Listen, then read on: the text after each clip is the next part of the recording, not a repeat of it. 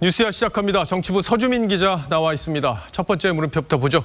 네, 첫 번째 물음표는 추미애 추도 안건에는 이낙연으로 하겠습니다. 예, 추미애 장관 아들의 이제 병역과 관련된 다양한 의혹들, 이게 지금 정치권의 핵심 이슈가 됐는데, 네. 자, 이낙연 대표가 정말 추자도 안 꺼냈습니까? 네, 이 당대표 취임 이후에 열렸던 그 기자간담회, 또 최고위원회, 또 의원총회 등 공개 발언을 전부 찾아봤지만 추 장관에 대한 언급은 전혀 없었습니다.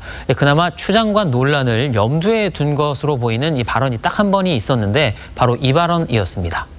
국민께 오해를 사거나 걱정을 드리는 운동을 하지 않도록 새삼 조심해야겠습니다. 그러니까 전날이 윤영찬 의원의 이른바 카카오 들어와 문자, 이게 공개된 다음 날에 이낙연 대표가 이제 공개적으로 경고를 하면서 했던 얘기인데, 그렇습니다. 네. 지금 추 장관 아들과 관련해서 논란이 계속 커지고 있는데 한마디도 안 했다는 게 좀 의아합니다. 네, 아시는 것처럼 민주당은 지난주 이 후반부터 일제히 추 장관을 엄호하기 시작했습니다.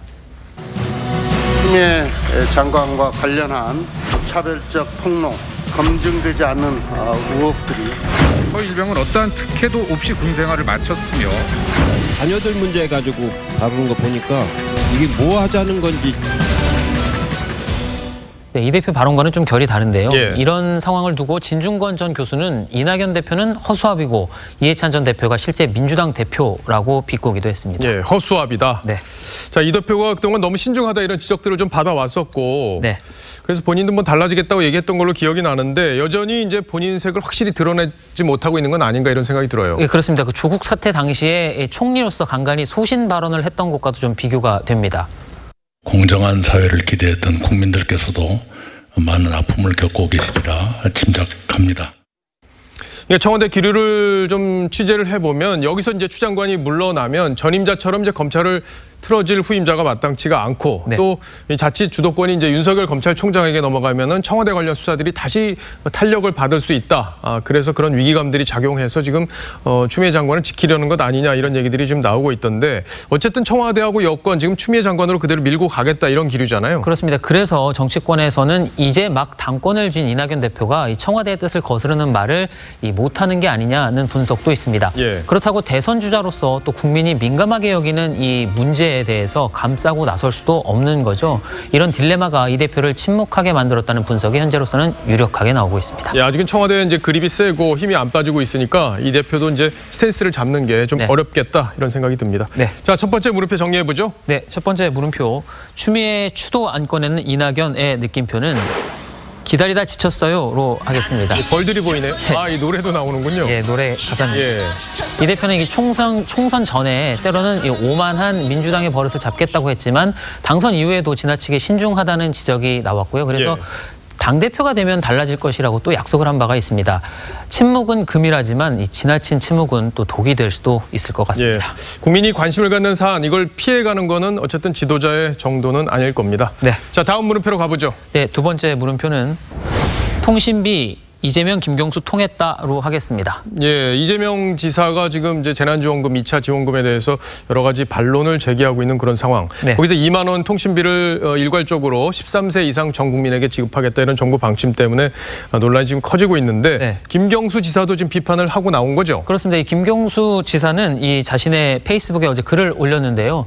이 통신비 2만 원 지급에 들어가는 예산 9천억 원으로 무료 와이파이망 확대 사업에 투자할 것을 제안한다고 했습니다. 그러면서 영화 기생충을 언급하기도 했는데요. 이 와이파이에 접속하기 위해서 주인공들이 쭈그리고 앉아서 지금 이 장면인데요. 예. 핸드폰을 이리저리 들고 있는 바로 그 장면입니다. 예, 아직도 저런 계층이 분명히 존재하기 때문에 네. 김경수 지사가 했던 얘기도 아마 설득력이 있다 이런 얘기가 여권에서도 나오는 걸로 저도 듣고 있는데, 네. 자, 근데 친문 핵심이기 때문에 김 지사가 발언한 이런 내용들이 청와대로서는 상당히 아플 듯해요. 네, 그만큼 이 통신비 지원 정책이 얼마나 이 뜬금없는지를 말해주는 일종의 방증이라고도 할 수 있겠습니다. 예.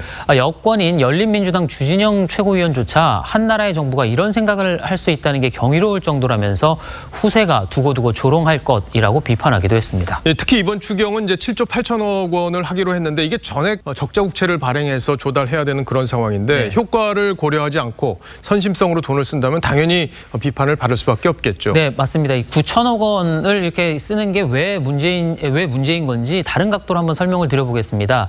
당정이 이 아동 특별 돌봄비를 이 초등학생까지만 지급하기로 하면서 예. 중고등학생, 중고교생 학부모들의 반발이 또 있지 않았습니까?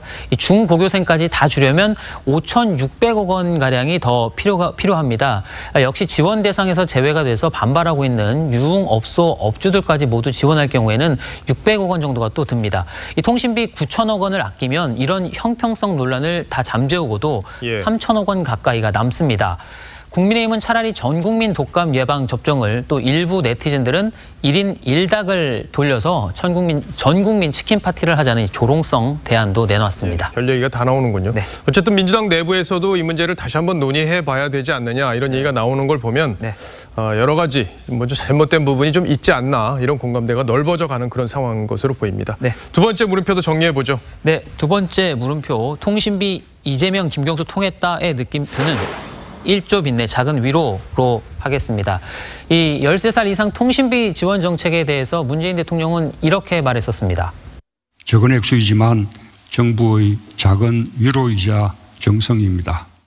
네, 그런데 이 나라 빚내서 받는 위로금 2만 원에 국민들이 정말로 위로받을 수 있을지는 잘 모르겠습니다. 예, 뭐 빚을 1조를 내는 거는 정권이 갚는 게 아니라 국민이 어차피 갚는 거라는 거. 그렇습니다. 정권이 잊은 건 아닌지 모르겠습니다. 잘 들었습니다. 지금까지 서주민 기자였습니다.